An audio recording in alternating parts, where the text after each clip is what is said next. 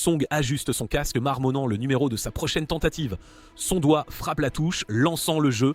L'écran explose de mouvement alors que deux forces s'entrechoquent. Son adversaire est le roi immortel, le boss ultime du jeu et seuls les 50 meilleurs joueurs peuvent l'affronter. Les yeux de Song s'écarquillent, il réalise l'ampleur du danger qui le guette. Des rayons pleuvent sur le champ de bataille, la portée immense du boss ne lui laissant aucune échappatoire. L'expression du boss se durcit. Puis, il déchaîne une autre explosion dévastatrice. Song se prépare à subir cette déferlante de puissance. L'impact déchire le sol, laissant une cicatrice profonde sur la terre, preuve de ce coup fatal unique. Song stabilise son épée, se souvenant que personne n'a jamais réussi à vaincre ce boss depuis le lancement du jeu. Le champ de bataille s'anime, et Song se rappelle que tous le surnomment le seigneur immortel du monde du jeu. Il lance sa propre attaque depuis sa position, il fixe l'horizon, balayant ses prétendues légendes comme de simples rumeurs. Il y a 5 ans, son frère avait vaincu ce même boss durant la bêta fermée du jeu, en une semaine seulement, mais après cette victoire, son frère a disparu sans laisser de traces. Personne ne sait ce qui s'est passé, pourtant, au fond de lui, il sent que la vérité est cachée dans ce jeu même. C'est pourquoi il revient sans cesse, affrontant le roi immortel encore et encore, peu importe le nombre de tentatives. Chacune de ses attaques porte le même serment. Il doit vaincre celui qui détient les réponses. Sa détermination résonne à travers un éclat d'impact, la fumée emplit l'air et tourbillonne. Du sein de la brume, le roi immortel réapparaît, passant à sa deuxième phase. Le temps s'écoule et la bataille s'éternise, entrant dans sa 5e heure alors que l'affrontement continue. Il fonce dans les airs, assénant un coup au boss. Song halète lourdement, sa respiration saccadée par l'épuisement. Il peut à peine rester conscient, réalisant que c'est la plus longue période qu'il ait jamais survécue. Le corps du boss vacille, pourtant la faible lueur en son cœur refuse de s'éteindre. Le boss marmonne, incrédule, incapable de porter un seul coup décisif. Le roi immortel éclate de rire, se moquant de la faiblesse mortelle de Song et proclamant sa suprématie. Sa fureur s'enflamme alors qu'il hurle, consumé par la rage et la folie. Le roi immortel charge, tendant des mains crépitantes pour écraser son adversaire. Song lève les yeux, confus, figé alors que quelque chose bouge dans l'air. Malgré le chaos ambiant, un calme étrange s'installe dans son esprit. Il reconnaît cette sensation instantanément, quelque chose qu'il n'a pas ressenti depuis des années. Ses yeux s'aiguisent, réalisant qu'il a trouvé une ouverture. Il fonce comme une lance de lumière. Il serre fermement son épée, convaincu que c'est le moment de déchaîner sa technique la plus puissante. Son attaque déchire le champ de bataille, transperçant le boss coup après coup. Il atterrit avant de s'élancer avec un arc aveuglant pour son coup final, violemment. La silhouette du roi immortel vacille, sa forme se brisant sous la force de l'impact. Quand la lumière s'estompe, Song se tient là, son épée baissée. La victoire s'affiche à l'écran tandis que le chat mondial explose d'incrédulité et d'acclamation, saluant le premier perfect clear du monde. Assis devant son écran, il fixe le vide, trempé de sueur, incapable de croire qu'il a vraiment gagné. Il se souvient de ses années d'isolement, piégé dans une pièce exiguë, tandis que d'autres le rejetaient comme un échec, même ses parents. Mais malgré tout, il a enduré, déterminé à percer le mystère de ce jeu maudit. Soudain, son écran clignote en rouge, affichant un étrange symbole ardent. De l'image déformée, une silhouette commence à émerger. La figure se matérialise et demande si Song souhaite vraiment le trouver. Les yeux de Song s'écarquillent sous le choc, il reconnaît le visage de son frère disparu depuis longtemps. Submergé par l'émotion, il hurle à l'écran, exigeant de savoir où son frère a été tout ce temps. Son frère sourit et lui demande à nouveau. Song réalise que quelque chose ne va pas du tout. Une lumière sinistre brille dans l'œil de son frère, promettant qu'en entrant dans l'épreuve du roi immortel, il trouvera la vérité. Song regarde avec horreur son corps commencer à s'estomper. La panique le submerge alors qu'il hurle pour des réponses, exigeant le retour de son vrai frère. Sa rage se durcit alors qu'il jure, déclarant que si c'est une épreuve, il l'affrontera de front. Le jeu l'engloutit complètement, entraînant son corps dans l'écran. L'obscurité s'ensuit et sa faible voix résonne de douleur alors qu'il reprend conscience quelque part d'inconnu. La faible lumière de la grotte révèle un bras couvert de fourrure, gisant immobile sur le sol. Le silence est brisé par un léger sifflement qui résonne à travers les parois de la caverne. Il bouge, gémissant de confusion alors qu'il s'éveille à l'air humide et suffocant et à la puanteur de la décomposition. Son regard se fixe sur son propre membre fourré, se demandant s'il voit une main de singe. Lentement, il lève sa main, examinant les longues griffes avec incrédulité. La réalisation le frappe alors qu'il voit des ailes et une queue poussée de son corps, la panique montant à cette vue. Il observe sa nouvelle forme, dégoûté par sa transformation en une sorte de singe chauve-souris. Des souvenirs lui reviennent, la défaite du roi immortel, l'homme mystérieux qui ressemblait à son frère, et la promesse de l'épreuve du roi immortel qu'il a aspiré dans l'écran. Il reconstitue les morceaux, réalisant qu'il a été transporté à l'intérieur du jeu lui-même. En examinant les parois de la caverne, il reconnaît une scène du jeu, mais méprise la forme faible dans laquelle il est piégé. Un bruit d'en haut interrompt ses pensées. Il analyse son environnement, réalisant que sa position fait de lui un appât dans une sorte de piège pour les singes chauves-souris cachés. Le soupçon aiguise son regard alors qu'il se demande qui pourrait être la véritable cible de l'embuscade. Une soudaine vague d'hostilité s'empare de l'air, forçant ses instincts à s'éveiller alors qu'il sent une présence. Le tunnel sombre devant lui commence à s'agiter. Une silhouette émerge des ombres, souriant méchamment en le repérant et se moquant de son apparence. Avant qu'il ne puisse réfléchir, il lâche un sifflement aigu et réalise que l'ennemi devant lui est vraiment dangereux. La créature ricane avec amusement, se moquant de la façon dont Song ose le défier. Émergeant des ombres, une autre bête apparaît marmonnant à propos de faim et de viande. Il dévore un morceau de ce qu'il tient et le mâche. Observant sous le choc, Song réalise l'horreur de ce qu'il voit et comprend que la bête a vraiment l'intention de le manger ensuite. Les deux figures se tiennent ensemble tandis que Song les fixe, essayant d'anticiper leur prochain mouvement. Ailleurs dans la grotte, une autre créature marmonne à propos de leur imprudence. Il se repose sur une cage, avertissant que la grotte est un piège et exhortant les autres à se dépêcher. Song regarde à l'intérieur de la cage et voit une lumière dorée s'en échapper alors que la matriarche dorée tient son enfant fermement. Des souvenirs refont surface et Song se rappelle que dans le jeu, cet événement a commencé lorsqu'un chasseur l'a capturé menant à un massacre. Il réalise que c'est le moment exact et sans intervention, la tribu des chauves-souris sera massacrée tout comme dans l'histoire. Il lève les yeux alors qu'un essaim de monstres chauves-souris descend. Il leur crie d'arrêter, réalisant qu'ils foncent droit vers le danger. Son avertissement reste inaudible alors que l'essaim charge les intrus avec une fureur aveugle. L'énorme brute rit avec excitation, faisant tournoyer son arme sauvagement alors qu'il fonce. Son sourire s'élargit de folie alors qu'il lève sa lame pour frapper. Les yeux de Song s'écarquillent alors qu'il sent le danger écrasant approcher. L'attaque s'abat sur lui et il l'esquive de justesse, roulant sur le sol. Serrant les dents, il se remet en mouvement. Frustré que personne n'écoute ses avertissements, il réalise qu'un seul coup mal placé de cette lame monstrueuse l'écraserait complètement. La brute frappe à nouveau, envoyant une autre vague sur son chemin. Les compagnons de l'ennemi observent le chaos, l'un exhortant la brute à en finir, tandis que l'autre s'émerveille de la vitesse de Song. La brute rieuse refuse de se presser, ravie d'avoir enfin un adversaire avec qui jouer. Song serre les dents, furieux que l'ennemi le traite comme un simple divertissement. Ses yeux s'aiguisent alors qu'une autre attaque arrive. Il bondit de côté juste à temps, évitant de peu l'attaque balayante. Ses yeux se posent sur une arme proche et il l'attrape. Il canalise son énergie pour une contre-attaque. Il serre fermement l'arme, la confiance lui revenant alors qu'il se prépare, mais sa confiance vacille quand la brute apparaît derrière lui. Avec un rugissement, Song riposte et lance son attaque la plus puissante droit sur la brute qui se rapproche. Le coup porte, les yeux de la brute se vident. Puis, soudain, ses lèvres se tordent en un sourire, ses yeux brillant d'un amusement tordu. Song regarde, incrédule, réalisant que son attaque n'a rien fait. Une nouvelle vague de puissance éclate, plus lourde et plus tranchante qu'avant. Song se prépare et réalise que ce n'est pas du tout comme dans le jeu. Song est projeté à travers le champ de bataille, le monde tourbillonnant alors que l'impact le déséquilibre. Il est envoyé voler loin jusqu'à ce qu'il s'écrase contre un mur avec un bruit sourd. Il halète et réalise à quel point ce coup a été violent. Son corps refuse de bouger et la panique le saisit alors qu'il se demande si sa colonne vertébrale est brisée. Un autre mouvement d'arme crée de la distance, signalant une nouvelle attaque imminente. Il se crie de bouger alors que le coup des ennemis fonce à nouveau vers lui. Dans une pièce sombre, une faible lumière vacille et une silhouette lève lentement la tête du sol. Song se réveille en sursaut, hurlant en se serrant le cou, pensant que sa tête a disparu. Il touche frénétiquement son visage, incrédule, réalisant que sa tête est toujours là. Sa respiration ralentit alors qu'il se rassoit, essayant de se convaincre que ce n'était qu'un rêve. Il fixe la sphère lumineuse au centre, sa lumière se reflétant sur d'anciennes statues qui semblent l'observer. La réalisation le frappe alors qu'il lève les yeux au plafond, se demandant si c'est l'au-delà. Il remarque des figures encapuchonnées à proximité et se demande si elles ont été amenées ici, comme lui, en pleine observation, ce qui aiguise sa concentration en une certitude nette. Ses yeux parcourent les lieux, comptant les figures et assemblant leur immobilité identique. La confusion s'installe quand il ne parvient pas à repérer son frère aîné parmi elles, le doute s'insinuant dans son esprit. Avant qu'il ne puisse analyser davantage, une voix se moque de lui par derrière, le traitant d'inexpérimenté. Ses yeux s'écarquillent alors qu'il se tourne vers la source, réalisant que l'orateur n'est pas humain. Un rat parlant le réprimande pour être mort trop tôt, et il jette Song alors que la douleur traverse son corps. Song gît à moitié enfoui dans les débris, gémissant d'agonie en serrant ses membres endoloris. Il lève les yeux avec fureur, criant d'incrédulité après avoir été projeté au sol. Le rat se déclare maître de ce monde en flottant, avertissant Song de montrer du respect.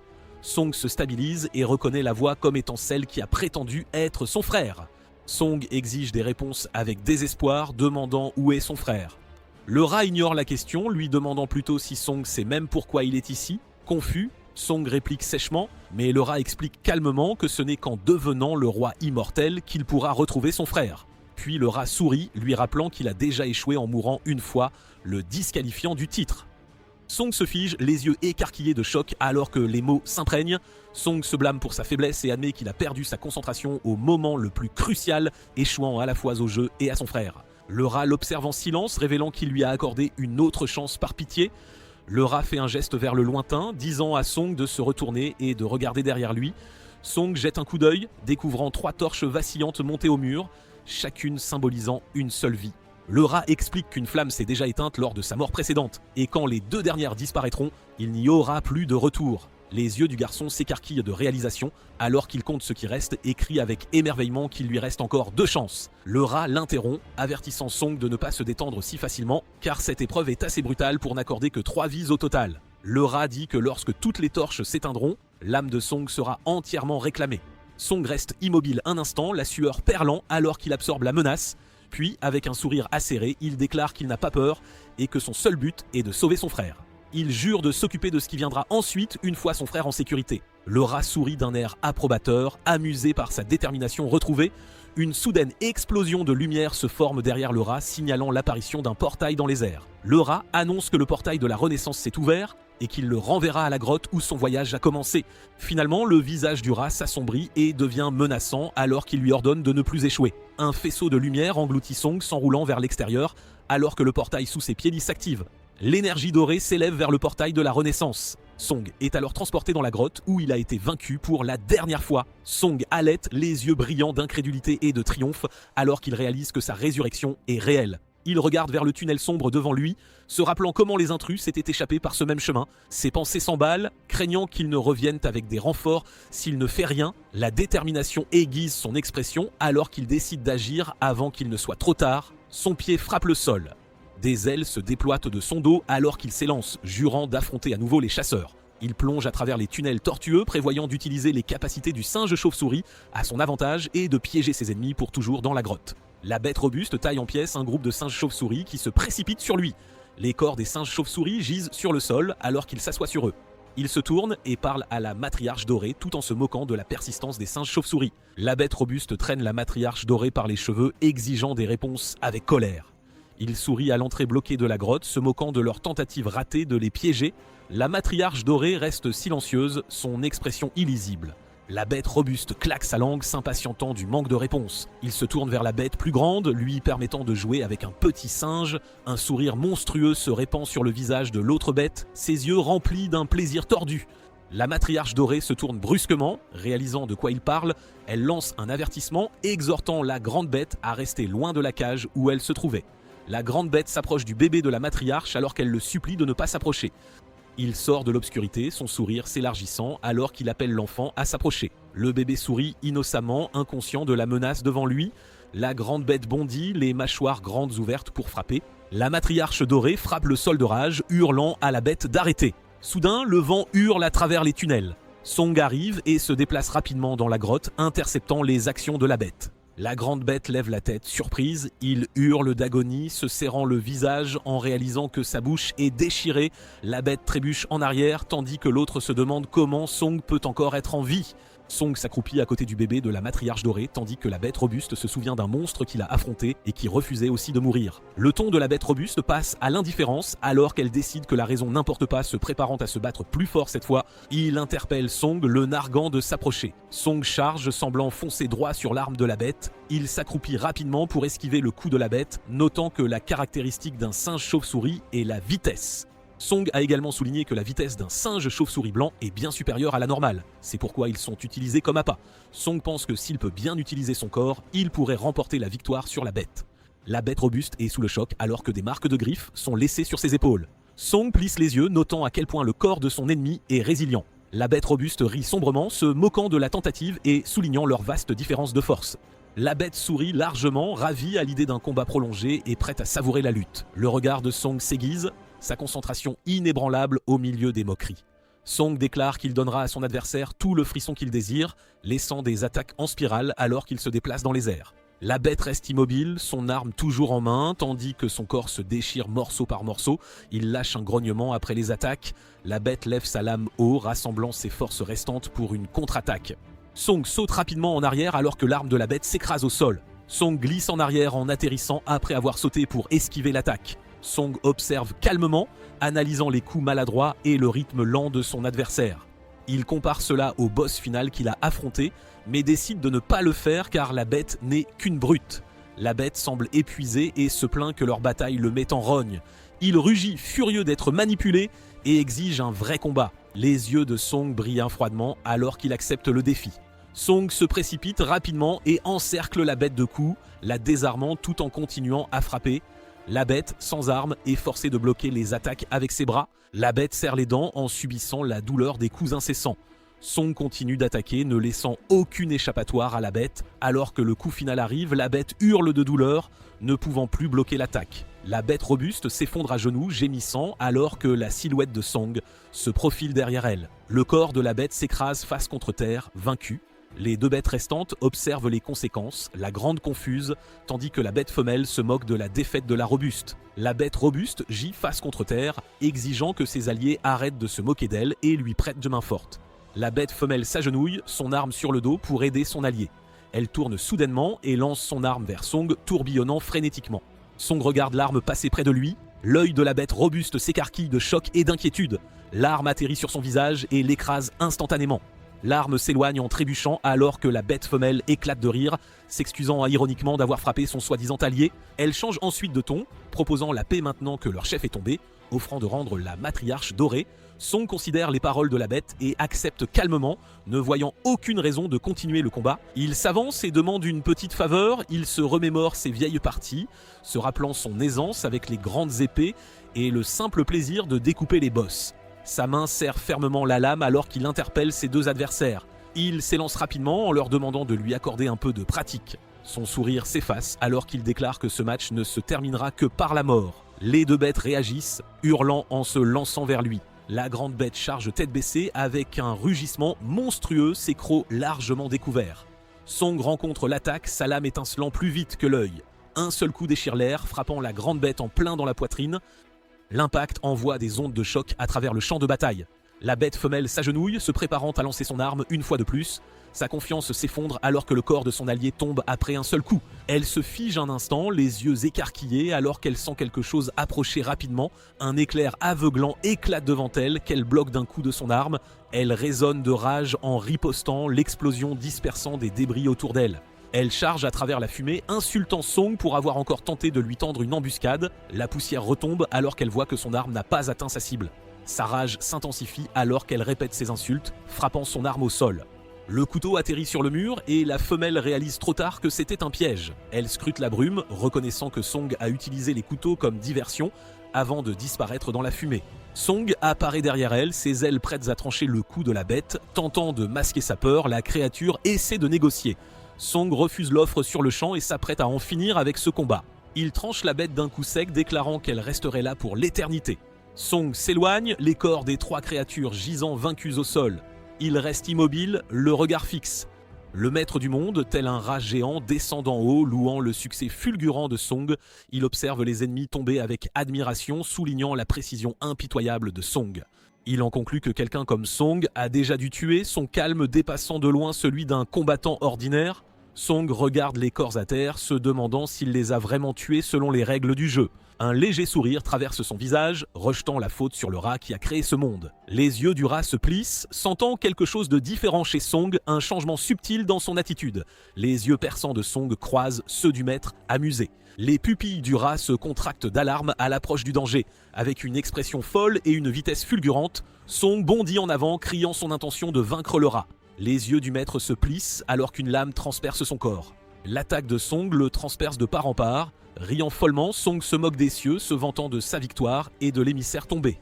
Son sourire s'élargit alors qu'il nargue le roi immortel invisible, le défiant de l'affronter directement. La voix du rat résonne à nouveau, son ton plus froid, traitant Song de mortel ignorant. Il révèle sa vraie nature, déclarant qu'il ne sert ni roi ni rang inférieur. Des vrilles cramoisies jaillissent du sol, s'enroulant autour de Song, tandis que le maître invoque son pouvoir. La masse rouge s'étend en un bras monstrueux, affirmant que le coup n'était qu'un doux geste. L'énorme main griffue descend et projette une ombre sur Song. L'expression de Song se crispe alors qu'il se prépare à l'impact dévastateur. La gigantesque masse rouge s'écrase sur la terre. Le maître plane au-dessus de la dévastation, commentant avec suffisance son attaque tout en reconnaissant la résilience de Song. Enfoui sous les décombres, Song serre les dents, bouillonnant de frustration face à sa défaite. Il lève les yeux, jurant vengeance et promettant de rendre le coup un jour. La matriarche dorée apparaît, son bébé à la main, observant avec une curiosité silencieuse. À moitié conscient, Song marmonne amèrement, insistant pour que celui qui l'a sauvé lui montre de la gratitude. Le maître panique et décide à la hâte d'envoyer Song à l'étape suivante, pour éviter le blâme du roi immortel. Soudain, une gueule monstrueuse s'ouvre en grand, le monstre dévore le personnage de Song et il hurle de frustration, déplorant ses échecs répétés dans le jeu. Claquant sa manette, il se plaint d'avoir perdu des dizaines de fois sans vaincre un seul chien sauvage. Épuisé, il demande de l'aide à son grand frère, admettant que le jeu lui semble impossible. Son frère, calme et décontracté, lui rappelle que les jeux exigent patience et stratégie, pas des attaques imprudentes. Le grand frère lève un doigt avec assurance, affirmant connaître le seul vrai secret de la victoire. Les yeux de Song s'illuminent d'excitation, il le supplie de lui dire. Avec un sourire taquin, le grand frère révèle que la seule façon de gagner est de s'entraîner. Soudain, des voix résonnent dans l'obscurité, appelant quelqu'un nommé Shing.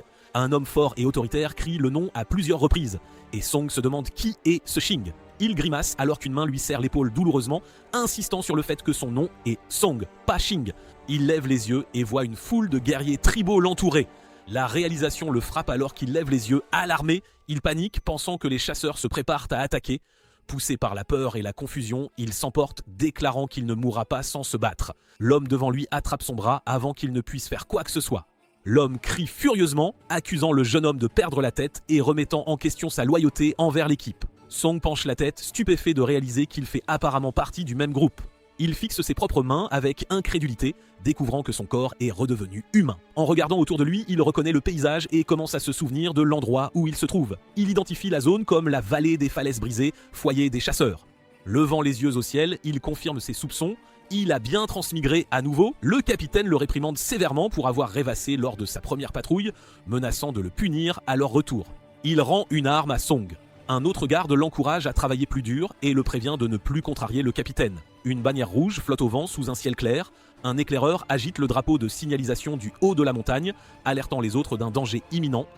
L'un des chasseurs remarque le mouvement et informe rapidement le capitaine du signal à venir. Le subordonné panique en reconnaissant l'avertissement, criant que la tribu des loups attaque. Le capitaine reste calme, donnant des ordres à toutes les équipes de se préparer au combat. Song regarde vers l'horizon, marmonnant de confusion à la mention des loups. Un nuage de poussière s'élève au loin, alors qu'une estampide tonitruante se rapproche, signalant l'arrivée des loups. Une meute de loups-poissons monstrueux charge à travers le canyon, leurs nageoires fendant l'air. Le capitaine plisse les yeux, ne comptant que 3 des bêtes qui approchent. Il rallie immédiatement l'escouade, leur ordonnant de frapper avant que les créatures ne se rapprochent. Des flèches massives sont décochées dans le ciel. Les carreaux pleuvent sur les loups qui avancent. Un loup bondit en avant, ses mâchoires claquant alors que le capitaine se prépare à l'impact. La gueule de la bête s'ouvre en grand pour être accueillie par l'éclat de lames croisées. Les yeux du capitaine s'aiguisent d'eau-colette de concentration. Le loup est projeté en arrière. Un autre soldat est mis de côté alors que la bête charge à travers les rangs, jetant la formation dans le chaos. La panique se répand alors que la créature dévie vers l'unité de baliste. Le capitaine crie à Song d'intercepter avant qu'il ne s'échappe. Song stabilise sa lance alors que le loup charge vers lui.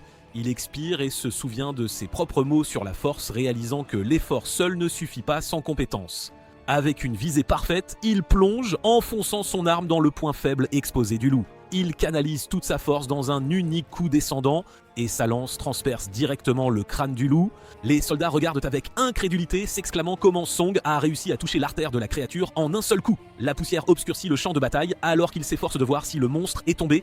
Leur soulagement se transforme en panique alors que le loup surgit soudainement, toujours vivant et enragé. Song s'accroche à son dos et réalise que la taille de la créature rend sa lance presque inutile contre elle. Désespéré, il stabilise sa prise et enfonce la lance une fois de plus dans la tête de la bête. Le coup porte mais ne parvient pas à l'achever, le laissant frustré. Alors que son arme se coince en plein coup, le loup se débat sauvagement tandis que les autres crient à l'aide. D'en haut, une silhouette semble descendre. Un vortex sombre se projette soudainement vers le loup. Le capitaine charge et tranche la bête avec une vitesse fulgurante, la poussière jaillit alors qu'il atterrit, la créature massive s'effondrant sous la force de son coup. Les soldats regardent en silence, stupéfaits, incapables de croire ce qu'ils viennent de voir. Leur admiration se transforme en excitation alors qu'ils acclament l'incroyable exploit de leur capitaine. Song gémit, reprenant son souffle en se relevant de la terre. Il regarde avec incrédulité, réalisant que le capitaine a décapité le monstre d'un seul coup. Les autres se précipitent pour le vérifier, mais Song balaye leurs inquiétudes, insistant sur le fait qu'il va bien. Le capitaine l'affronte sévèrement, le réprimandant pour s'être jeté imprudemment dans le danger. Il conseille à Song de prioriser sa propre sécurité et de faire confiance à ses coéquipiers lors des futurs combats. Le capitaine attire l'attention de l'escouade, élevant la voix alors qu'il se prépare pour la suite. Le capitaine annonce la place officielle de Song dans l'unité, avertissant tout le monde de ne pas le chercher. Le groupe répond à l'unisson, l'accueillant avec un respect nouveau. Son camarade rit, le taquinant d'avoir gagné la faveur du capitaine dès son premier jour. Le capitaine ordonne à la moitié de l'équipe de rester vigilante pendant que le reste nettoie le champ de bataille. Les hommes commencent à bouger. Song regarde le cadavre et se rappelle que seuls les forts survivent dans cette terre de rois immortels. Alors que l'horizon s'embrase d'orange, il jure de s'adapter rapidement ou d'être laissé pour compte. Au-dessus du ravin, l'unité commence à collecter les restes des créatures abattues. Song se souvient de toutes les batailles qu'il a menées dans cette gorge. Des flammes engloutissent le souvenir de la guerre, avec bêtes et chasseurs enfermés dans une lutte mortelle. Son regard se durcit alors qu'une inquiétude familière s'insinue, craignant que cette nouvelle mission ne le mène dans un autre piège. L'unité retourne à la base au coucher du soleil, annonçant leur victoire alors que les portes s'ouvrent lentement. Song regarde devant lui, admirant la vue de la colonie, baignée de lumière dorée. Le capitaine rapporte l'issue de l'escarmouche, félicitant l'équipe d'être rentrée saine et sauve. Les villageois se rassemblent avec excitation, s'émerveillant devant les bêtes tombées et saluant chaleureusement. Song observe la scène animée, frappé par la vivacité de ce monde comparé à ses souvenirs. Son regard se déplace alors qu'il aperçoit le capitaine, retrouvant tendrement sa femme. Une jeune fille se précipite dans les bras de son père. En les observant, Song ressent une douleur silencieuse, sachant que leur paix ne durera pas si les événements se déroulent comme le jeu le dicte. Son jeune camarade à ses côtés rêve à voix haute d'avoir une famille aimante comme celle de leur capitaine. Song hoche faiblement la tête, s'avouant qu'une famille complète et heureuse est le genre de vie qu'il désire aussi. Song se fige en pleine pensée alors que son coéquipier lui rappelle soudainement quelque chose de choquant. Ses yeux s'écarquillent d'incrédulité alors qu'il lâche, confus et alarmé par l'affirmation qu'il a une femme. Son camarade le regarde fixement, ne sachant pas si Song s'est cogné la tête trop fort au combat ou si c'est juste une de ses réactions bizarres habituelles. Les trois hommes s'arrêtent de fin de noix devant une petite hutte ronde, son camarade annonçant leur arrivée. Ils lui disent qu'il allait dans Zegitan, que c'est sa maison, avant de s'en aller tranquillement. Il panique en les voyant partir, les suppliant de rester, mais ils ignorent de ses cris avec des remarques taquines. Seul et nerveux, il s'avoue qu'il n'a pas le courage d'entrer. Il confesse intérieurement qu'il est nul avec les filles et qu'il interagit à peine avec les femmes. Maintenant, l'idée soudaine d'avoir une épouse le submerge et la panique s'aggrave en imaginant les implications de partager un lit. Il se fiche d'horreur, réalisant ce que cela pourrait signifier. Son visage se vide de toute couleur, la porte s'ouvre en grinçant et une femme en sort, brisant ses pensées frénétiques. Sa voix calme transperce sa panique, lui demandant pourquoi il reste planté là. Song balbutie et se gratte la tête nerveusement. La femme lui ordonne de lui faire face correctement, le laissant rougir et s'empresser d'obéir. Alors qu'il se retourne, ses yeux s'écarquillent sous le choc au moment où il la voit. Il se fige, émerveillé, complètement captivé par sa beauté. Elle l'invite calmement à entrer. Une bougie vacille à l'intérieur de la maison et leurs ombres dansent sur le mur tandis qu'il s'interroge nerveusement sur ce qui se passe. La panique monte alors que des mains lumineuses s'approchent de lui, le laissant complètement désemparé. Ses pensées s'emballent tandis que ses mains commencent à descendre lentement. Une forte claque brise le moment alors qu'il hurle de surprise. La tension s'évanouit quand une femme âgée, sa grand-mère, loue joyeusement son physique. Sa femme sourit chaleureusement, soulagée qu'il soit sain et sauf, et l'invite à manger. Song réfléchit maladroitement, réalisant que la vieille femme vérifiait probablement ses blessures au toucher, et admet que ça faisait longtemps qu'il n'avait pas ressenti une telle proximité. Un cri soudain résonne de la petite hutte. À l'intérieur, sa femme présente fièrement un festin préparé pour célébrer son premier jour en tant que garde, le laissant stupéfait et fou de joie à la vue d'un cochon rôti sur la table. Baguette en main et un large sourire, il se jette sur le festin, prêt à manger à sa faim. Elle s'éclaircit doucement la gorge, lui rappelant de surveiller ses manières. Légèrement embarrassé, il ralentit, marmonnant qu'elle est un peu trop stricte. Sa femme se tourne vers sa grand-mère et la nourrit avec tendresse. Une lumière chaude émane de la fenêtre tandis que les trois partagent un dîner tranquille. Sous le ciel, des souvenirs s'éveillent dans l'esprit de Song alors qu'il se remémore ses propres repas de famille. Il se souvient comment tout a changé après la disparition de son frère, ne laissant derrière lui que cris et ressentiments. Le poids de tout cela a déchiré la famille. Entouré de détritus et de canettes vides, il se demande quand il a mangé un vrai repas pour la dernière fois. De retour au présent, ses mains tremblent légèrement tandis qu'il mange. La frustration déborde alors qu'il claque la table, brisant ses baguettes de colère. Sans hésiter, il s'élance dans la nuit, laissant derrière lui la lueur chaleureuse de la maison. À l'intérieur, la grand-mère, perplexe, se demande pourquoi son petit-fils est parti si soudainement. La femme sourit faiblement, l'assurant qu'il reviendra bientôt.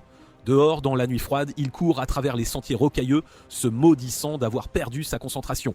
Il s'arrête pour reprendre son souffle, scrutant le village à la recherche d'une issue et pensant à quel point il se sent piégé. Ses yeux parcourent les lieux, réalisant que les seules sorties sont les grandes portes fortifiées qui gardent la ville. Il aperçoit enfin l'immense porte en bois qui se dresse devant lui. Il lève les yeux vers sa hauteur imposante, réalisant qu'elle est bien plus impressionnante qu'il ne s'en souvenait. Il se demande ce qui l'attend au-delà des murs et quel chemin il devrait prendre ensuite. Le désespoir le pousse alors qu'il commence à escalader l'imposante porte, déterminé à s'échapper coûte que coûte. Une voix surgit soudain de l'obscurité, l'avertissant de reconsidérer son plan imprudent. Un homme est assis nonchalamment sur un rocher, se moquant en avertissant des dangers qui rôdent au-delà des montagnes. Song lève les yeux, exigeant de savoir qui est cet étranger et ce qu'il fait ici. La figure mystérieuse sourit malicieusement, feignant d'être amusé par la question. Sans prévenir, il saute de son perchoir. Il atterrit fermement sur le sol tout en se moquant du garçon qui ose demander son nom. Avec un sourire entendu, il révèle qu'il l'attendait depuis le début, le traitant de joueur. Des flammes bleues jaillissent autour de l'étranger. Song le fixe, incrédule, essayant de comprendre si son adversaire est une sorte de cultivateur. Réalisant qu'il est dépassé, il fonce vers la porte, désespéré de s'échapper. L'homme apparaît à ses côtés en un éclair, amusé qu'il essaie de fuir sitôt. Song lève la main, rassemblant de l'énergie pour une contre-attaque. L'étranger sourit alors que le coup de paume atterrit, à peine ébranlé par la tentative. Avec une précision moqueuse, il corrige la posture de Song en plein combat. Il démontre ensuite sa version d'un véritable coup, projetant Song au sol. L'impact résonne dans la nuit, tandis que le corps de Song est projeté, sonné et aplati. Song gémit, incrédule, dénonçant le mensonge évident de l'homme concernant le mouvement. L'homme se gratte la tête avec une fausse inquiétude, faisant semblant de s'inquiéter d'avoir frappé trop fort pendant que Song gémit au sol. Il sourit alors, désarmant, se présentant comme le chef du village et affirmant guider les joueurs comme lui. Les yeux du garçon s'écarquillent d'incrédulité en réalisant que la personne qui vient de l'aplatir est le chef en personne. Sous le ciel clair de lune, les deux sont assis au sommet d'une falaise tandis que Song se plaint d'avoir cru que l'homme était un autre joueur. Le chef explique qu'il l'a reconnu après avoir entendu parler de son combat contre les loups-poissons plus tôt dans la journée. Song admet se souvenir d'un autre chef, se rappelant un homme plus âgé avec une moustache de poisson-chat. Le chef explique calmement que le monde du jeu qu'il connaissait n'est pas le même que celui-ci, car le temps s'écoule différemment ici. Le garçon écoute attentivement, perplexe à la mention du temps écoulé depuis son dernier souvenir. Le chef se souvient soudain, notant que l'homme qu'il décrit a vécu il y a plus d'un siècle. Le chef lâche alors la réalisation que plus de 100 ans se sont écoulés depuis. Il réalise que la différence de temps entre les mondes est énorme et l'idée de retrouver son frère semble désormais presque impossible. Le chef rit doucement, le taquinant avant de changer de sujet avec une question curieuse sur ses épreuves passées. Song cligne des yeux, confus par ce terme inconnu. Le chef sourit d'un air entendu, précisant qu'il parlait d'expérience de vie ou de mort et lui demandant combien il en avait affronté. Song se souvient vivement de sa première dans la grotte des singes chauves-souris. Il dit au chef que c'est sa deuxième. Il déclare qu'il est prêt à affronter son deuxième piège mortel et demande des conseils pour l'épreuve du roi immortel.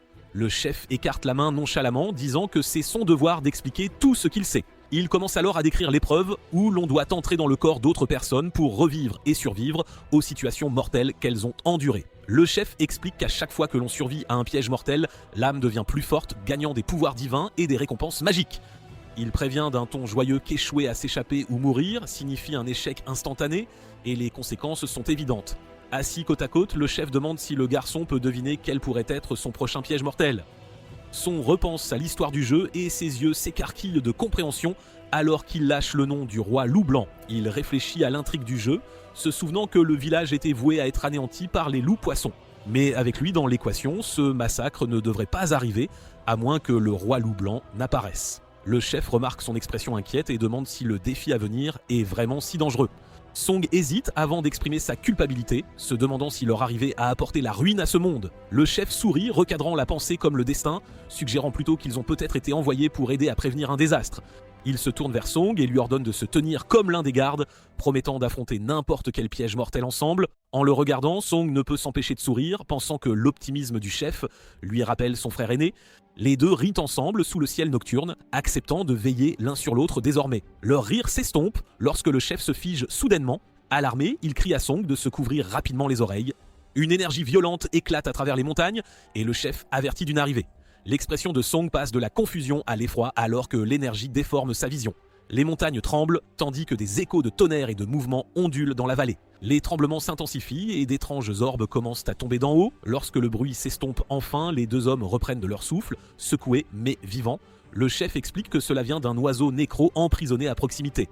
Le chef dit à Song qu'il se fait tard et commence à rentrer, lui rappelant de se reposer pour l'entraînement de demain. Malgré ses protestations et ses questions persistantes, le chef lui fait signe d'au revoir et disparaît dans la nuit. Laissé seul sous le clair de lune, Song contemple le ciel, se demandant s'il doit vraiment affronter le piège mortel à venir, réalisant à quel point ce monde est plus réel et terrifiant comparé au jeu. Il murmure le nom de sa prochaine épreuve, le roi loup blanc. Avec de la détermination dans les yeux, il jure de ne pas mourir des mains de cette créature, promettant de prouver sa force. Le ciel nocturne plane, silencieux et froid, au-dessus des montagnes. La femme de Song est assise tranquillement, demandant si le test est terminé. Une voix lui répond de l'extérieur, rapportant que le garçon est naïf et inexpérimenté. Le rapport continue, le décrivant comme inoffensif et loin d'être une véritable menace. Ravie de la nouvelle, la femme remercie son subordonné pour la mise à jour. Alors qu'elle se détend dans l'eau chaude, elle se dit qu'il n'est pas nécessaire de tuer le joueur, du moins pas encore. Une semaine passe et Song s'habitue à la vie du village, s'adaptant lentement à son nouveau corps. Son repos est brutalement interrompu par une secousse qui le tire de son sommeil. Il grogne d'agacement alors qu'une dispute matinale, hélas bien connue, éclate dehors. L'épouse du chef traverse le village en furie, enragée que son mari se soit encore éclipsé. Le coquin! Sa rage ne fait que s'intensifier quand elle l'accuse de puer le parfum et déchaîne sa fureur. Le chef, terrifié, réalise qu'il n'a aucune échappatoire à cette tornade. Son attaque porte et envoie le chef valser au loin comme une plume. Observant de loin, Song ne peut que soupirer devant ce chaos ambiant. Il marmonne que l'épouse du chef du village est bien plus effrayante que n'importe quel oiseau nécro, c'est dire. Alors qu'il pense que l'agitation est terminée, sa propre femme entre dans la pièce, lui disant calmement de se lever. Elle lui rappelle que c'est son tour de garde du village et l'exhorte à partir tôt vers les montagnes. La ville fonctionne avec 2 équipes de garde tournantes, chacune prenant d'écart tous les 10 jours une vraie horloge suisse. Pendant que certains veillent, les autres subissent un entraînement physique rigoureux pour rester au top de leur forme. L'entraînement commence par des courses en montagne et des séries épuisantes de pompes lestées. Il continue avec des exercices de frappe sur poteau, histoire de bien se défouler. Enfin, c'est l'heure de la pratique de combat entre membres de l'équipe, et Song fait face à un adversaire imposant qui le salue joyeusement, le laissant drôlement nerveux. Elle le prévient de ne pas y aller mollo, souriant avec confiance alors qu'il réalise enfin qui elle est. Il comprend que sa partenaire d'entraînement n'est autre que l'épouse du chef du village.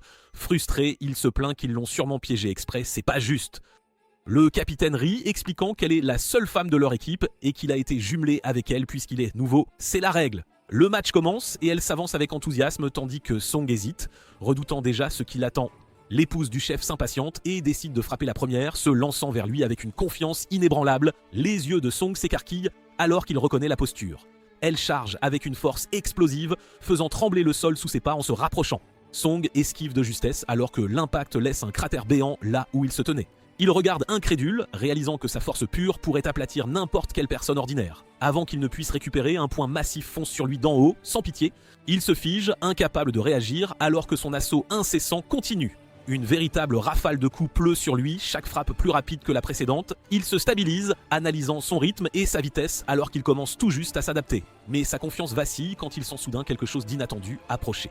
L'épouse du chef déchaîne alors un coup dévastateur qu'elle appelle le boulet de démolition, prenant Song complètement au dépourvu, le pauvre.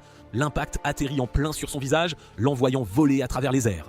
Son corps traverse le champ à toute vitesse tandis que ses coéquipiers se dispersent en panique pour éviter qu'il ne s'écrase sur eux. Le groupe regarde sous le choc, incertain s'il survivra à un coup si puissant. C'est terrible!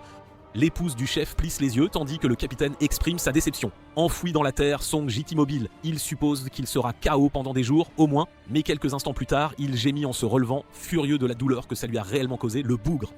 L'épouse du chef loue son endurance et lui demande s'il est prêt à continuer. Song accepte, mais décide d'abord de lui poser une question, une petite, avant de reprendre le match. Il lui demande combien de loups-poissons elle pourrait gérer seule, la déroutant complètement avec ce sujet soudain. Elle admet qu'elle pourrait à peine en affronter un et que seul leur capitaine pourrait combattre une telle bête seule. Song sourit en coin, réalisant qu'il a encore un très long chemin à parcourir avant d'affronter le roi loup blanc et décide que c'est le moment idéal pour mesurer précisément jusqu'où sa force actuelle peut le mener. Reprenant son souffle, il remercie la femme d'avoir répondu à sa question, se préparant pour un autre round. Il déclare joyeusement qu'une fois qu'il l'aura battu, sa prochaine cible sera ni plus ni moins que le capitaine. La femme semble stupéfaite, tandis que le capitaine le regarde incrédule, se demandant si ce gamin est vraiment sérieux. Les autres chuchotent entre eux, confirmant qu'ils l'ont bien entendu défier le capitaine. Outrés, les spectateurs le huent pour son arrogance démesurée et exhortent l'épouse du chef à lui donner une bonne leçon. De loin, les autres entendent des cris résonner des montagnes. Ils pensent donc que le camp d'entraînement est en plein chaos. Leur chef, Yang, ordonne de ranger la chasse, puis part enquêter avec les autres. Ils reviennent sur le champ de bataille et voient l'épouse du chef. L'expression de Yang se durcit, il sent que quelque chose d'inattendu se passe. Il voit l'épouse du chef chanceler et ne peut que s'étrangler de surprise en réalisant qu'elle est en train de perdre.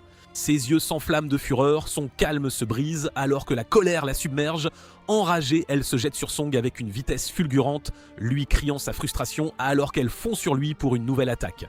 L'épouse du chef se jette sur Song avec un cri furieux, son corps entier se tordant en l'air alors qu'elle se prépare à frapper. Song sourit avec confiance, ses yeux étincelants alors qu'il prépare son prochain mouvement. Avec un timing précis, il contre-attaque, portant un coup direct qui brise son élan. L'impact envoie une onde de choc violente alors qu'il s'éloigne en flèche. Elle l'accuse de se battre salement après qu'il ait habilement utilisé du sable pour l'aveugler.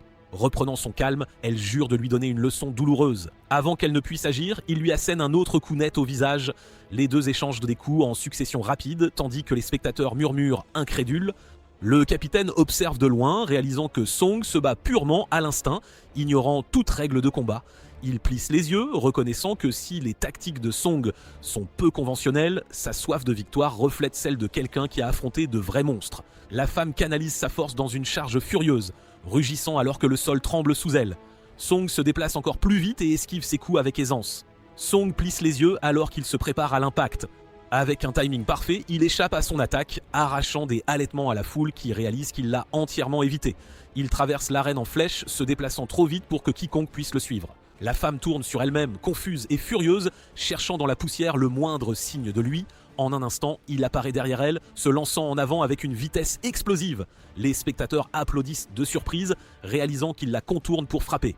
Il plonge bas, l'entraînant dans une prise tourbillonnante. Elle réalise trop tard qu'il utilise une technique de verrouillage pour la faire tomber. Avec un puissant claquement, il la projette au sol. Song resserre sa prise et force de toutes ses forces, tordant son bras tandis que le bruit des articulations qui craquent remplit l'air.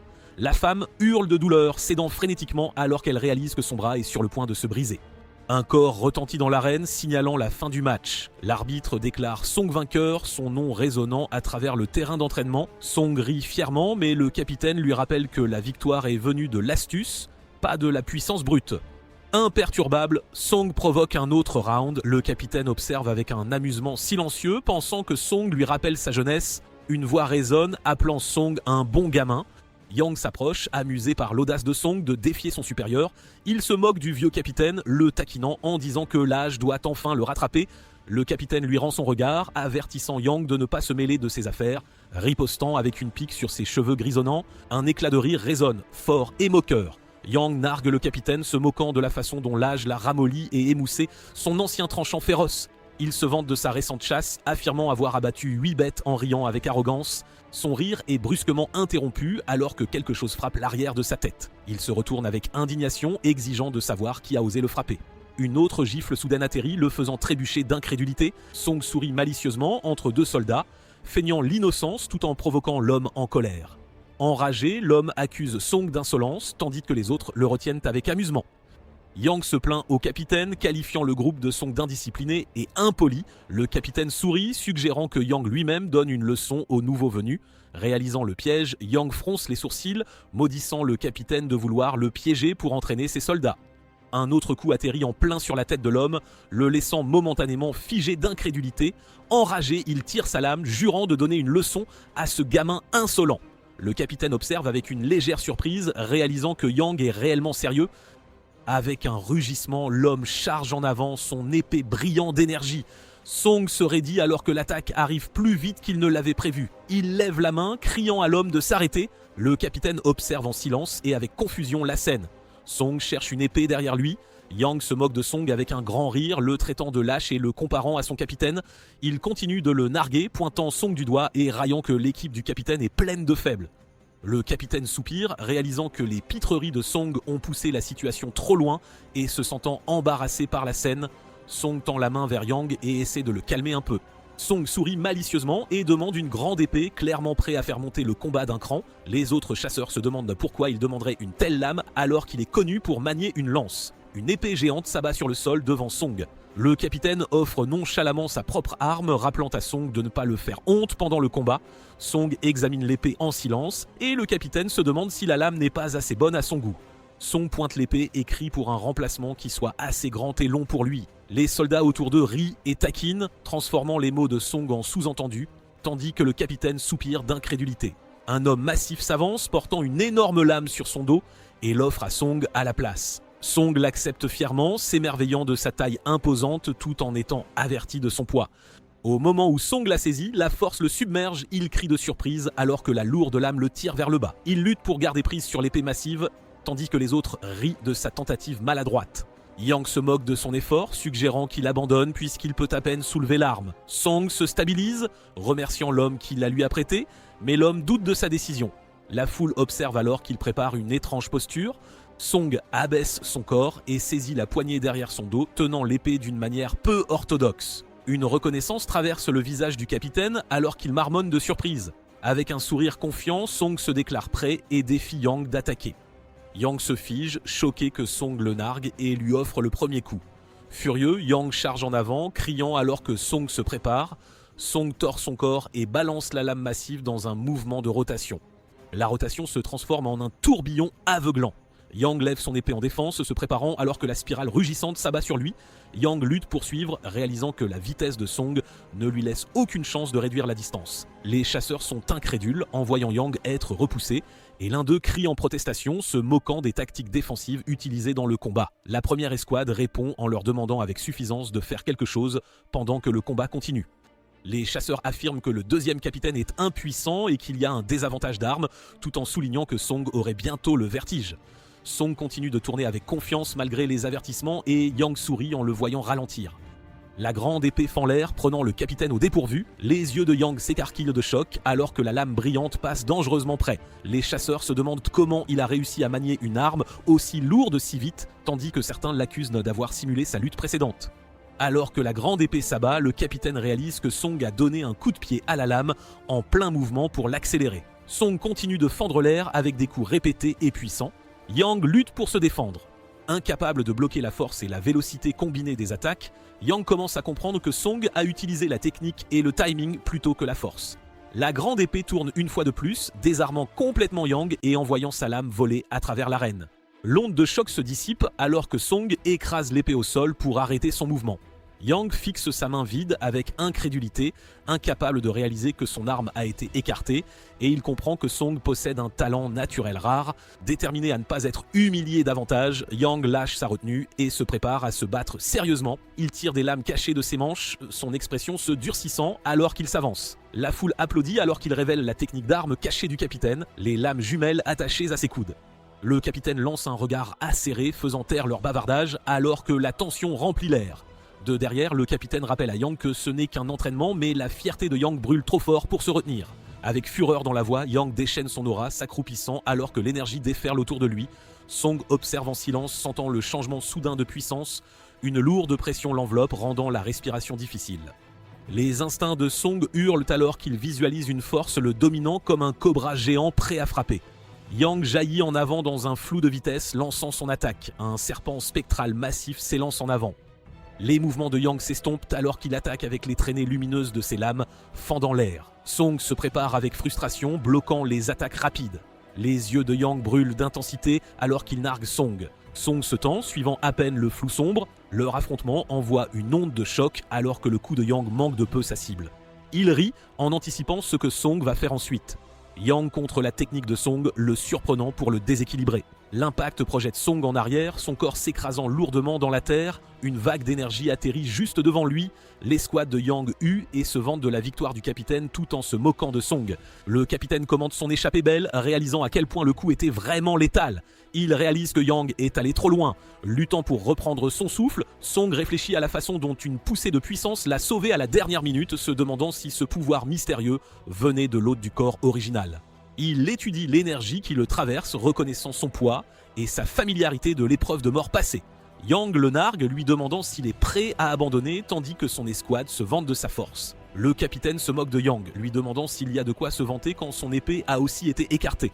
Yang donne un coup de pied à la grande épée vers Song. Song regarde l'épée devant lui, perplexe. Reconnaissant l'équité de la situation, Yang l'invite à continuer leur duel. L'escouade de Song reconnaît le désavantage et insiste pour que Song abandonne. Le rire de l'escouade de Yang s'intensifie alors qu'ils se vantent de leur domination, ce qui irrite l'autre équipe. La grande épée s'enfonce profondément dans le sol. Se tenant droit avec une confiance renouvelée, Song saisit son arme et accepte le défi. Yang le fixe avec incrédulité, réalisant que Song s'était retenu tout ce temps. Un sourire narquois se forme alors que son intérêt se transforme en excitation, impatient de voir toute l'étendue du pouvoir de Song. Les chasseurs observent nerveusement, réalisant que la colère de Yang a atteint son paroxysme. Le capitaine réalise que Song pourrait encore avoir plus d'un tour dans son sac. Yang étudie la posture de Song, sentant un changement soudain dans son comportement qui lui semble entièrement nouveau. Il nargue Song avec confiance et arrogance, le défiant d'attaquer le premier. Song étudie sa respiration, évaluant son corps actuel et l'étrange pouvoir qui pulse en lui. Il se souvient de son mouvement le plus décisif de sa victoire contre le roi immortel, se demandant si cette nouvelle forme peut le supporter. L'énergie éclate alors qu'il charge en avant, mettant tout dans un coup écrasant. Sa lame décrit un arc dans l'air dans une traînée aveuglante de lumière rouge, tranchant avec une vitesse immense. L'attaque se rapproche de plus en plus, forçant Yang à se préparer à l'impact. La tempête d'énergie rouge les engloutit tous les deux. Song traverse le chaos, poussant son attaque en avant tandis que Yang lutte pour se défendre. Yang s'élève dans les airs pour chercher une ouverture. Il retombe lourdement au sol quand il n'en trouve aucune. Yang réalise que chaque coup vise à tuer, ne lui laissant ni temps ni espace pour riposter. Le coup suivant atterrit en plein sur la garde de Yang, forçant un grognement de douleur alors qu'il absorbe l'impact. L'épée griffe profondément le sol et Yang crie de frustration, accusant Song de dépasser le nombre de coups convenus. Song saute haut dans les airs alors qu'il prépare un dernier coup décisif. Il rugit avec une détermination féroce, canalisant tout dans son coup descendant. Yang affronte l'attaque de front, la fureur et l'adrénaline le poussant à résister de toutes ses forces. Song admet qu'il ne peut libérer qu'une partie de la pleine puissance de sa technique secrète pour l'instant. Yang se fige devant la lame à quelques centimètres de son visage. Il déclare sa résolution d'affronter le roi loup blanc. Maintenant qu'il sait qu'il a une chance, le chef arrive soudainement, leur rappelant à tous deux que l'entraînement a dépassé le simple cadre de l'entraînement. Il suggère qu'ils mettent fin au duel et déclare match nul. Les chasseurs murmurent avec admiration, réalisant que même le chef du village a dû intervenir pour arrêter le combat. Le son de l'acier rencontrant le fourreau brise le silence. Yang grommelle à propos du manque de retenue de leurs rivaux, bien qu'ils affirment que c'était pour le bien du chef. Il a l'air surpris alors que Song s'avance et lui offre sa main. Song le remercie sincèrement, reconnaissant que l'intense bataille lui avait appris plus que les mots n'auraient jamais pu. Yang gifle la main de Song, le laissant surpris. Il lève les yeux avec colère, refusant d'admettre que c'était un match nul et traitant Song d'insolent une fois de plus. Le capitaine saisit la tête de Song avec force et le pousse vers le bas. Le capitaine de Song reconnaît que si Yang ne s'était pas retenu, Song aurait été vaincu. Les deux escouades s'inclinent profondément, remerciant le capitaine pour la leçon et l'entraînement intense qu'ils ont reçu. Le chef applaudit, louant leur coopération et leur unité comme un signe de la force croissante du village. Avec un sourire chaleureux, il annonce un rituel ce soir-là pour célébrer leurs efforts et exhorte tout le monde à y assister. Les chasseurs applaudissent avec enthousiasme, ravis d'un autre festival. Song a l'air perplexe face à leur enthousiasme, se demandant pourquoi ils sont si heureux du sacrifice. Son camarade rit et commence à expliquer que le rituel n'est pas ce que Song pourrait penser. Plus tard, une jarre en argile s'écrase au sol pendant le festival. Autour du feu de camp, les chasseurs célèbrent sauvagement, jurant de ne pas arrêter de boire avant le lever du soleil. Le rire s'intensifie alors qu'ils se taquinent et lèvent leur coupe haut. Son rit de leur pitrerie tout en savourant tranquillement sa boisson. Perdu dans ses pensées, il prend une gorgée de sa coupe, s'émerveillant de la façon dont un tel endroit caché pourrait exister sous le village. Son regard se lève vers la vaste caverne devant lui et il remarque avec admiration que cela doit être l'origine du nom du village. À proximité, les deux capitaines partagent une conversation calme, reconnaissant l'habileté inattendue de Song. Yang suggère en plaisantant de le prendre lui-même, s'attirant un refus catégorique. Song, quant à lui, se demande pourquoi les capitaines ne s'occupent pas de l'affaire dont ils ont discuté plus tôt. Son camarade explique que les deux capitaines partagent un passé compliqué remontant à leur jeunesse, marqué par une rivalité et une amertume qui se sont approfondies lorsque l'épouse du capitaine de Song s'est impliquée. La voix de Yang coupe le rire, exigeant de savoir si les commérages avaient enfin cessé. Le groupe panique et s'excuse bruyamment alors que la présence intimidante du capitaine leur donne des frissons. Le rituel commence sous le cristal rouge menaçant alors que tout le monde s'agenouille avec révérence devant lui. Le village prospère grâce à l'extraction et au commerce de ces pierres qui maintiennent la paix dans la région. Les gens traitent le cristal cramoisi comme une divinité sacrée, mais la vérité est plus sombre car la pierre exige du sang pour maintenir son pouvoir. Le chef monte sur la plateforme et verse l'offrande sur le cristal massif. Le sang s'infiltre dans la surface rouge et le cristal pulse et brille férocement. Bientôt, les cristaux environnants commencent à scintiller à l'unisson. Leur lueur voyage à travers les tunnels, illuminant la grotte. Les cristaux lumineux suspendus au plafond de la grotte laissent les chasseurs émerveillés alors qu'ils admirent le spectacle à couper le souffle. Les capitaines partagent un moment de calme, tous deux impressionnés par la beauté qui les entoure. Yang contemple profondément le cristal rouge, hypnotisé par son éclat. Des bâtons d'encens brûlent lentement, des offrandes sont soigneusement disposées devant le cristal, et les chasseurs s'alignent pour rendre hommage. Le capitaine s'agenouille devant l'autel en premier. L'un des chasseurs interpelle le capitaine pour savoir pourquoi il part si tôt, et il répond qu'il doit aller voir sa famille. Yang le taquine avec un sourire malicieux, plaisantant sur sa femme qui l'attend à la maison. Le capitaine répond avec suffisance, se vantant de la joie d'avoir une famille et se moquant de la vie de célibataire de Yang. La taquinerie va trop loin et Yang rougit de colère alors que les autres éclatent de rire autour d'eux.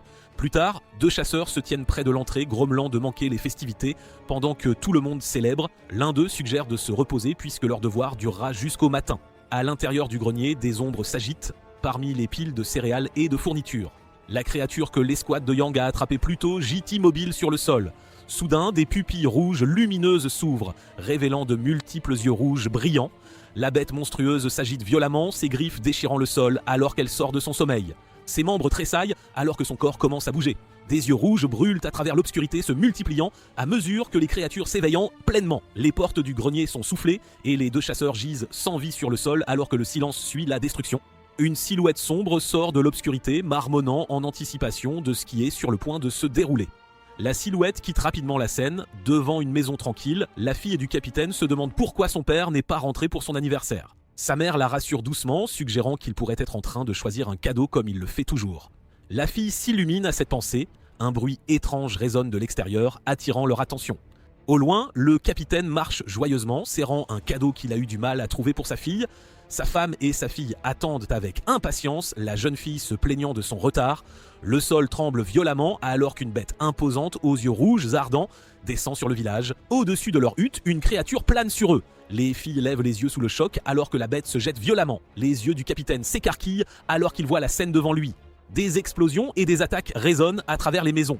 La réalisation le frappe sous le choc quand il voit que le village est attaqué. Il sprinte en avant en panique, espérant qu'il n'est pas trop tard. Du fond des falaises, la créature massive se fraye un chemin en griffant. L'épouse du capitaine se tient devant l'énorme visage de la bête. Elle crie à sa fille de courir et d'appeler à l'aide, serrant une arme dans des mains tremblantes. Alors que l'enfant hésite, la créature s'élance, percutant sa mère avec une force terrifiante. La fille hurle d'horreur alors que sa mère est projetée au sol. La femme lutte pour respirer alors que la gueule de la créature se referme sur elle. D'un dernier mouvement, le monstre la jette en l'air et ouvre sa gueule, prêt à la dévorer. Un flou de mouvement fend l'air. Le capitaine charge en avant, tranchant net la tête de la bête tout en rattrapant sa femme dans ses bras. Il la rassure par sa présence. Elle serre son bras blessé de douleur, réalisant que la morsure était couverte de poison. Quand le capitaine le voit, il réalise que le poison se propage trop vite. Sans temps à perdre, il se ressaisit et se prépare à prendre des mesures drastiques pour la sauver. Son cri résonne dans la nuit alors qu'il fait ce qui doit être fait. Derrière lui, un grognement. La bête démembrée se tord violemment et le capitaine se demande bien comment elle peut encore bouger. Il la fixe, incrédule, reconnaissant ce monstre qu'ils avaient pourtant déjà abattu il y a quelques jours. Horrifié, il comprend que si toutes ces créatures ressuscitées sont celles qu'ils avaient déjà capturées, alors c'est tout le village qui est condamné. Pendant ce temps, au festival, les autres bêtes corrompues commencent à s'agiter. Les chasseurs, eux, lèvent leur verre dans une ignorance totale. Ils se regroupent autour d'un feu, riant et se vantant, se défiant de boire jusqu'à ce qu'un seul tienne encore debout. Le groupe devient de plus en plus chahuteur, continuant même après avoir vomi. À l'écart du vacarme, Song boit calmement, amusé de voir à quel point les autres se sont enivrés si facilement avec cette piquette. Il est là, assis, sans se douter de la bête qui s'apprête à le dévorer, tandis qu'il commente le calme de la nuit.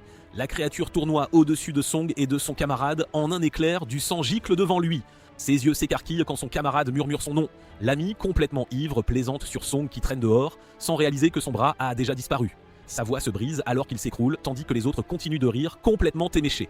Les rires cessent net quand une ombre floue traverse l'air, percutant l'un des chasseurs. La confusion s'installe alors qu'ils aperçoivent un loup-poisson. Les chasseurs se disputent, incrédules, tentant de se convaincre que c'est l'alcool qui leur joue des tours. Soudain, la jarre d'argile éclate en 1000 morceaux. Song bondit, la fureur flamboyante dans les yeux, et plonge vers la bête. Son coup porte, l'arme s'enfonçant droit dans l'œil de la créature. Il se jette sur la bête, forçant la créature à lâcher son camarade. Song hurle aux autres de se réveiller et de comprendre qu'ils sont attaqués. Les chasseurs, enfin sortis de leur torpeur, se tournent vers le danger. Le loup-poisson tente de frapper Song par surprise. Un chasseur l'intercepte et attaque le monstre avant qu'il n'atteigne Song. Le chasseur plonge, prêt à porter un coup fatal. Les gardes préparent leurs armes, l'un d'eux ordonnant à tous de se tenir prêts pour le combat contre cette bête ressuscitée. La panique se propage, d'autres étant chargés d'alerter le chef du village avant que la situation ne dégénère. L'énorme créature émerge, encerclée par des chasseurs qui tentent désespérément de la contenir. L'un d'eux intime à Song de sortir et de voir ce qu'il en est. Le chasseur se tourne vers un membre de la deuxième escouade qui insiste pour rester et combattre. Song s'engouffre dans le tunnel vers le chaos qui résonne dehors. Son esprit revient à ses camarades tombés, le faisant pester de frustration. Il réalise que la situation a largement dépassé tout ce qu'ils avaient pu anticiper et y voit le début d'un jeu mortel. Des souvenirs de ses nouveaux compagnons lui traversent l'esprit et il regrette amèrement la tournure rapide des événements. Les survivants s'enfuient en courant, hurlant au cauchemar du retour du loup et comment leur imprudence a mené à ce désastre. Des pas se font entendre, demandant qui vient d'être attaqué. La femme du chef rapporte la mort de 2 membres et les chasseurs se lamentent de leur jeune âge. Le chasseur plisse les yeux, sentant une présence devant lui. Il lève la tête, scrutant le tunnel. Le sol tremble alors qu'une force colossale s'engouffre dans le passage, faisant reculer les chasseurs sous le choc. Ils s'effondrent de terreur face à des crocs monstrueux. Song les interpelle, exigeant de savoir pourquoi ils se sont arrêtés et les pressant de partir sur le champ. Ces mots s'interrompent brusquement alors que ses yeux s'écarquillent sous le choc. Dans l'obscurité devant eux, la bête colossale expire lourdement. Les chasseurs la fixent avec horreur, paralysés, tandis que l'un d'eux se met à trembler de façon incontrôlable. La créature grogne, un son incompréhensible, sa voix tordue entre rage et folie pure. Les yeux de Song s'écarquillent sous le choc. Il reconnaît cette voix terrifiante. Il hurle une fois de plus à tout le monde de dégager. Le tunnel se remplit d'un écho glaçant. Une violente rafale déchire le passage.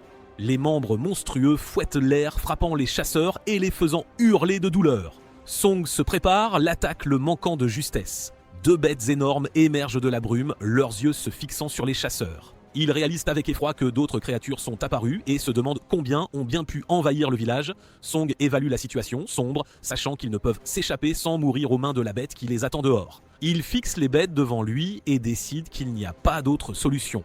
Il se résout à les détruire toutes, une par une, avant toute chose.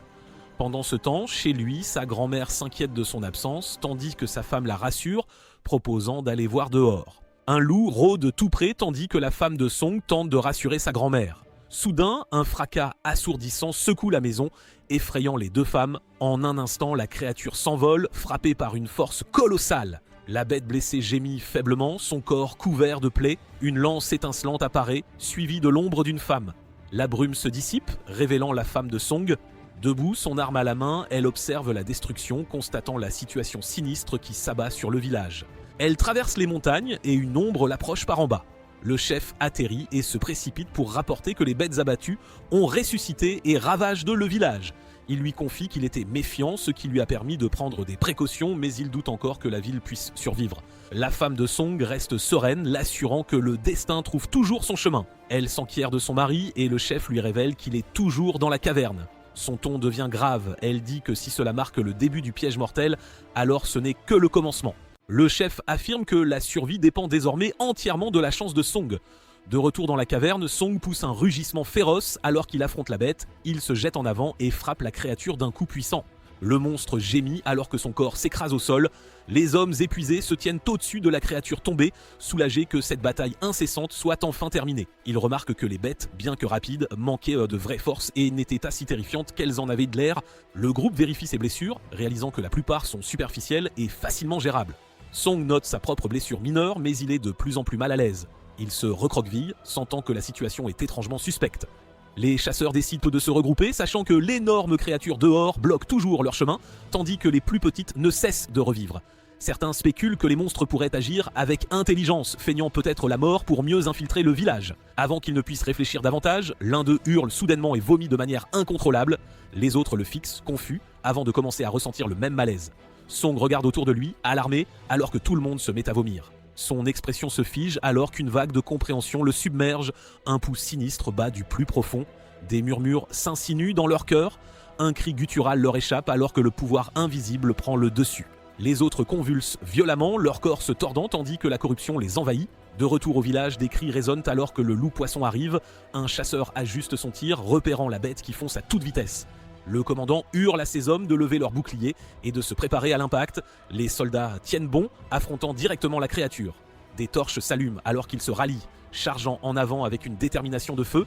La bête en feu explose. D'une tour de guet, un garde compte le nombre de bêtes aperçues, confus quand le total ne correspond pas à ce qui avait été rapporté plus tôt. À travers son télescope, il aperçoit deux formes se déplaçant rapidement à travers le terrain.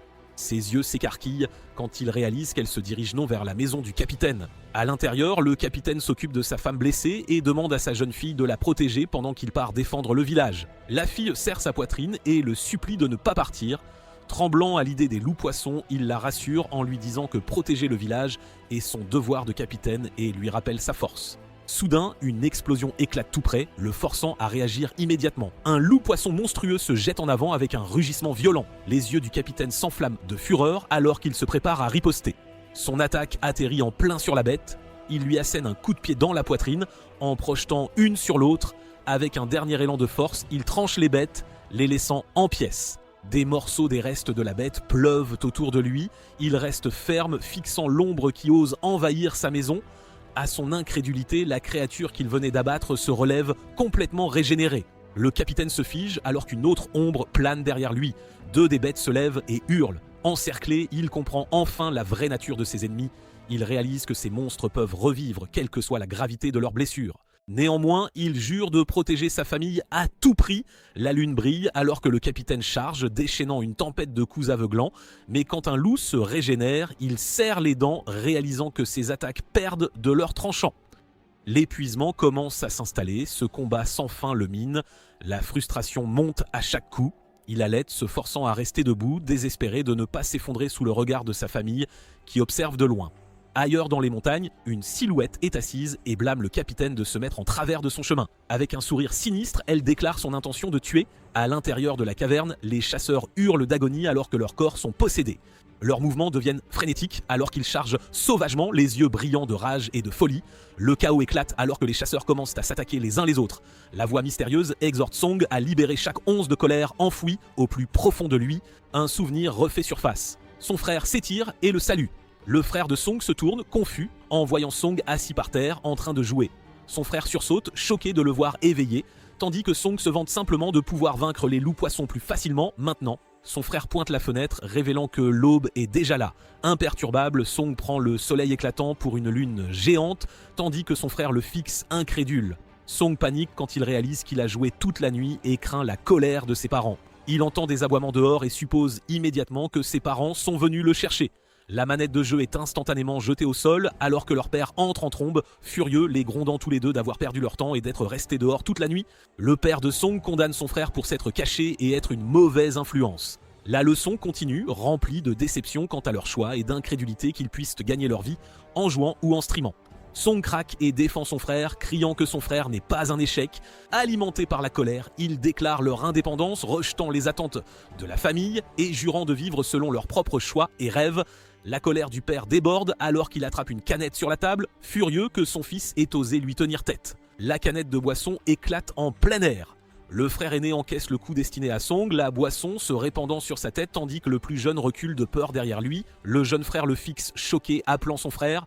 Le frère aîné répond calmement, narguant leur père d'avoir perdu son sang-froid si facilement. Il dit à Song de rester fort, de tenir bon dans sa résolution et de ne jamais se laisser ébranler par les paroles des autres. De retour dans la grotte, Song lève les yeux, hanté par le doute et la peur. Une voix sinistre résonne dans son esprit, l'exhortant à tuer sans hésitation. Il hurle d'agonie, luttant pour faire taire cette voix qui le tourmente. Le maître des rats apparaît, se moquant de lui et déclarant que sa chute ne fait que commencer. Son œil s'ouvre brusquement alors que Song lance un coup de poing d'une vitesse fulgurante. Le coup atterrit en plein sur le propre visage de Song. Le maître le fixe incrédule, réalisant que Song se frappe lui-même. Song continue de se marteler sans relâche, les poings volant en une rafale. Il halète de douleur, serrant sa gorge alors que son corps tremble. La force l'envoie s'écraser au sol. Ensanglanté et haletant, il se stabilise, comprenant soudain quelque chose d'essentiel. Song déclare sa véritable identité d'hôte, réalisant enfin sa propre force. Il réfléchit à la façon dont il n'avait jamais vraiment compris l'immense pouvoir lié au fait d'être l'hôte jusqu'à présent. Il se souvient de toutes ses luttes passées, de ses punitions et de ses moments de difficulté qui ont forgé sa résolution. Entouré par l'obscurité, il se tient droit face à la voix qui le nargue. Une voix sinistre résonne, revendiquant la propriété de son cœur. Des vrilles sombres s'enroulent autour, le consumant morceau par morceau. La voix le nargue, promettant de le dévorer lentement. Il répond avec défi, et le pouvoir monte en lui alors qu'il résiste à l'obscurité dévorante. Un éclair de lumière jaillit, attirant l'attention du chasseur contrôlé. Au milieu du chaos, le maître des rats observe, choqué, alors que l'explosion se calme. Il réalise avec intrigue que Song a réussi à atteindre la renaissance. La brume rouge tourbillonnante s'estompe, laissant derrière elle les conséquences de la transformation de Song. Un sourire confiant se répand sur son visage alors qu'il déclare que la vraie bataille est sur le point de commencer. Un coup tranchant fend l'air, le loup-poisson se fend en deux sous l'acier. Les combattants se préparent, épuisés et méfiants, alors que la créature revit une fois de plus. La sueur coule alors qu'ils réalisent que l'un des leurs s'est déjà effondré d'épuisement. Le chef jette un coup d'œil vers le tunnel, espérant que les autres sont revenus avec de l'aide. La grotte tombe silencieuse un instant, deux chasseurs corrompus surgissent soudainement du tunnel. Le chef se tourne surpris de voir tout le monde battre en retraite au lieu d'apporter de l'aide. Le chef hurle de confusion, essayant de comprendre pourquoi il court violemment vers lui. Avant qu'il ne puisse réagir, l'un d'eux l'attaque, le chasseur corrompu se jette et le cloue au sol. Toujours confus, il exige des réponses, incapable de comprendre pourquoi ses camarades l'attaquent. Une goutte de liquide coule à côté de son visage. Alors que la bête se rapproche, il réalise qu'il est sur le point de mourir. La bête se jette avec un rugissement et le chef accepte son destin. Soudain, Song arrive et se jette en avant, frappant la bête avec force. Il s'occupe du chasseur corrompu et libère le chef de son emprise. Le chef se stabilise et jette un coup d'œil en arrière. Song, maintenant entièrement transformé, prend le contrôle de son adversaire avec un sourire suffisant. Il commande avec espièglerie sa nouvelle monture, chargeant avec une énergie frénétique. Song porte un coup de grâce, se moquant de son adversaire étourdi. Il se tourne vers un camarade attaqué, Song se lance en l'air, déchaînant un coup de pied qui envoie son ennemi voler. Ses camarades le regardent, incrédules, réalisant que Song est le seul à ne pas avoir été corrompu. Ils échangent des regards mal à l'aise, tentant de donner un sens à la scène chaotique devant eux alors qu'une force puissante passe. Song les rassure, il a géré la situation et leur ordonne de battre en retraite pendant qu'il affronte la bête seul. Les deux hésitent un instant mais suivent son commandement sans poser de questions. Song affronte la bête de front, son cou explosant contre son visage. Debout au-dessus du monstre, Song remarque que leur combat n'est pas encore terminé. Il envoie la bête voler avec un uppercut et enchaîne rapidement pour continuer à attaquer sa cible. Avant de sauter en l'air, il attrape rapidement son arme, prêt à frapper la bête une fois de plus. Il charge en avant à une vitesse incroyable, ne laissant aucune chance à la bête de battre en retraite. Riant sauvagement, il plonge plus profondément dans la bataille. Ses camarades le regardent nerveusement, l'avertissant que la créature va bientôt revivre. Song écarte l'inquiétude, complètement indifférent au danger, levant sa lame haut. Il déclare son intention d'y mettre fin une bonne fois pour toutes. D'un coup dévastateur, il tranche vers le bas plusieurs fois, laissant le monstre en pièces. Il sourit férocement, défiant la bête de se remettre d'une attaque si brutale. Son rire résonne dans la caverne. Ses alliés échangent des regards mal à l'aise, commençant à se demander si Song lui-même est toujours en contrôle. Song claque son arme au sol, respirant difficilement, il relâche sa prise et suppose que la bataille est enfin terminée. Des vrilles d'énergie sombre commencent à s'élever des morceaux de la bête. Song la fixe, incrédule, réalisant que la créature s'accroche toujours à la vie. Il remarque une goutte sinistre de liquide noir tourbillonnant au cœur du vortex devant lui. Le liquide sombre s'agite violemment, prenant une forme monstrueuse. Song reconnaît le sang comme la source de pouvoir du loup et déduit que la bête est contrôlée par son biais. Avec un sourire, il déclare que ce pouvoir n'est rien d'autre qu'une nourriture pour lui. Il consomme rapidement le liquide, poussant un hurlement. Les deux chasseurs le fixent, incrédules, alors que Song avale le liquide noir. Le visage de Song se tord en un sourire démoniaque alors qu'il déclare sa faim de plus de pouvoir. De retour au village, le capitaine halète au milieu du chaos. Il reprend son souffle, réalisant que si cela continue, cela pourrait bien lui coûter la vie. Il observe les mouvements erratiques des loups et soupçonne qu'ils sont contrôlés. Une révélation le frappe alors qu'il relie leur réveil au contrôle du sang lui-même. Rassemblant ses forces, il charge vers l'ennemi, prêt à frapper. Il résout de tracer la malédiction jusqu'à sa source, déterminé à mettre fin au sort malgré son corps affaibli. Il entend une voix lui commandant de l'avaler. Son corps se raidit alors qu'il obéit. Ses yeux s'écarquillent sous le choc alors que l'énergie sombre s'empare de lui. Une vague de malice éclate violemment. Le désespoir remplit ses yeux alors qu'il combat la corruption, s'accrochant aux pensées de sa famille. L'aura rouge s'étend alors que ses cris résonnent à travers le chaos. L'énergie crépite dans l'air et serpente à travers le paysage. Il localise enfin la source de la corruption. Du sein de l'enfer, une figure se lève. La figure réalise que le capitaine a éveillé une capacité divine élémentaire, accédant à la cultivation par pure volonté. Submergé par la poussée, le capitaine hurle. Entouré de loups, le capitaine découvre avec horreur que l'ennemi est quelqu'un de son propre village. Ses yeux s'écarquillent alors qu'il sent une présence se précipiter vers lui. Il réalise que les deux bêtes se dirigent vers sa femme et sa fille. Une explosion soudaine éclate du sol. Le capitaine arrive à temps pour attraper et protéger sa femme du chaos. Alors qu'il porte sa femme en sécurité, il aperçoit un corps gisant au sol. Ses yeux s'écarquillent d'incrédulité quand il réalise que c'est sa fille. La jeune fille gît immobile alors qu'une silhouette se matérialise dans la brume. Yang apparaît, les yeux grands ouverts et illisibles. La reconnaissance éclate dans les yeux du capitaine alors qu'il murmure le nom de Yang sous le choc. Les yeux de Yang brillent en rouge alors qu'il lève son arme pour frapper la fille du capitaine. Le capitaine hurle de fureur, exigeant que Yang s'arrête. Le visage de Yang se tord en un sourire cauchemardesque. 30 ans auparavant, la pluie tombait abondamment dans les montagnes.